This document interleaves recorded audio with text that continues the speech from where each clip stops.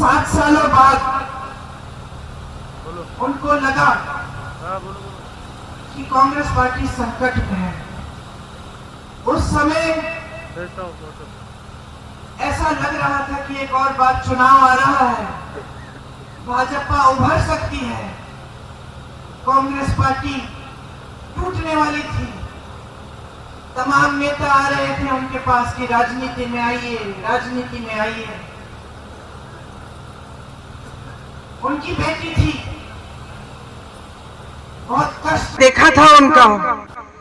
मैंने मना किया, मैंने कहा राजनीति में मत आओ, ये लोग तुम्हारा इस्तेमाल करेंगे, तुम्हें भी कुछ हो जाएगा, छोड़ दो, कोई जरूरत नहीं है, संभल जाएगी पार्टी, कोई संभाल लेगा, कोई नेता बन जाएगा। मां ने बात नहीं सुनी, मुझे कहा कि ये जो चित्र है तुम्हारे पिता का, जो मेरे कमरे में दीवार पे लटका है, इसको मैं नहीं देख पाऊंगी। अगर आज मैं मुंह मोड़ लूंगी, पार्टी के लिए आगे नहीं बढ़ूंगी,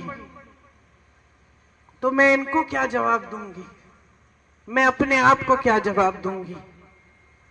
तो आगे आई तो ये स्पष्ट था कि पहला चुनाव उन्हें अमेठी से ही लड़ना था। ये पिताजी की कर्म भूमि थी।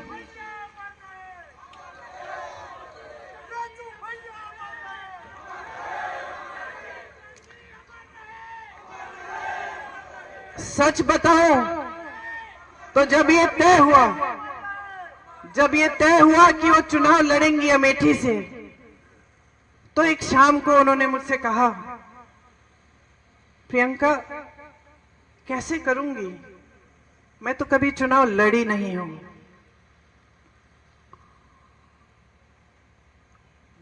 पलक नहीं झपकाई मैंने कहा मां, ये चुनाव मैं आपको लड़के दूंगी, आप आओ मत अमेठी, मैं अमेठी को संभालूंगी।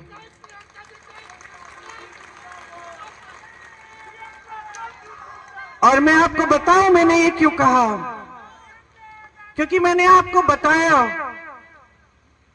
कि जब मेरे पिताजी शहीद हुए तो मैं नाराज थी, दुखी थी। मुझे ऐसा लगता था कि कोई मेरा दुख नहीं समझ सकता। लेकिन फिर कुछ हुआ। उनके अंतिम संस्कारों के बाद हम अस्थि विसर्जन के लिए इलाहाबाद आए, ट्रेन से आए। वो ट्रेन यहां अमेठी और रायबरेली से गुजरी। मैं बहुत दुखी थी, ट्रेन में बैठी थी, रात हो गई थी। ट्रेन यहां के स्टेशन पे रुकी। मुझे आज तक वो क्षण याद है। मैंने खिड़की से बाहर देखा और मैंने देखा कि ये तो बहुत लोग मेरी तरह रो रहे हैं, फूट फूट के रो रहे हैं। तो मुझे यह एहसास हुआ कि जो दुख मुझे महसूस हो रहा है वो तो यहाँ की जनता को भी महसूस हो रहा है। यहाँ के जो कार्यकर्ता थे, जो सारे इंतजार कर रहे थे बीच रात में कि राजीव जी को एक अंतिम बार देखेंगे, उनकी अस्थियों को देखेंगे, श्रद्धांजलि देंगे, उन सब के दिलों में वही दुख था जो मेरे दिल में था। आपने मेरे दुख के पल में आपने मेरा साथ दिया। मैं समझी कि मैं अकेली नहीं हूं इस दुनिया में, कि सिर्फ मुझे दुख नहीं हो रहा है, मेरे परिवार को दुख नहीं हो रहा है, सिर्फ मेरी मां टूटी नहीं है, मेरे भाई नहीं टूटे हैं, लेकिन अमेठी की जनता मेरे साथ रो रही है, क्योंकि उनका भी भाई, उनका बेटा चले गया।